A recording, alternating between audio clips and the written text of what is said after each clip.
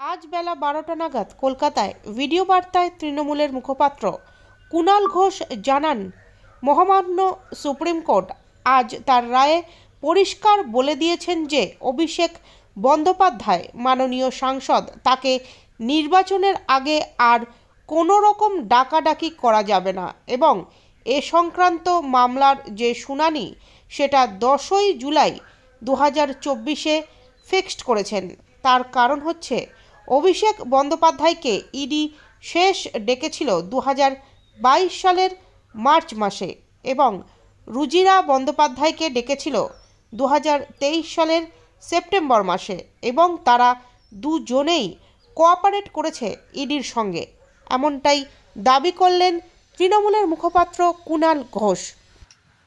দেখুন, মহামান্য supreme court আজ তার রায়ে পরিষ্কার বলে দিয়েছেন যে অভিষেক বন্দ্যোপাধ্যায় মাননীয় সাংসদ, তাকে নির্বাচনের আগে আর কোনো রকম ডাকাডাকি করা যাবে না এবং এ সংক্রান্ত মামলার যে শুনানি সেটা 10ই জুলাই 2024 ফিক্স করেছেন।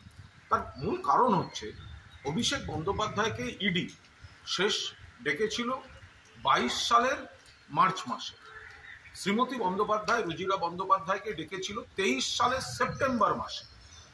তারপর থেকে তাদের ডাকাডাকির কোনো বিষয় নেই এবং তারা দুজনেই কোঅপারেট করেছেন ইডির সঙ্গে। সেটা কিন্তু আজকে অ্যাডিশনাল সলিসিটর জেনারেল যারা ইডির বিহাফে আজকে সুপ্রিম কোর্টে অ্যাপিয়ার করেছেন তারাও স্বীকার করেছেন যে অভিষেক বন্দ্যোপাধ্যায় এবং রুজিরা বন্দ্যোপাধ্যায় কোঅপারেট করেছেন। ফলে সুপ্রিম কোর্টের অবজারভেশনে যে এতে তাড়াহুড়োর আর কোনো কারণ নেই, আর এখন উনি তো ইলেকশনের কাজেও ব্যস্ত থাকবেন মাননীয় সাংসদ।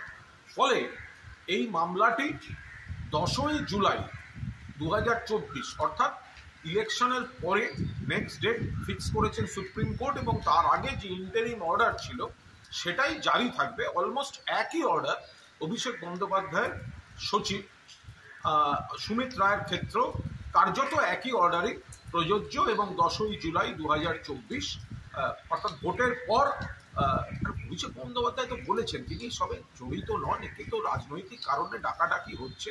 তো এখন ইলেকশন, ফলে অভিষেক বন্দ্যোপাধ্যায় তৃণমূল কংগ্রেসের সেনাপতি এখন পুরোদস্তুর ইলেকশন করবেন এবং সুপ্রিম কোর্ট তারপরে ডেট দিয়েছে।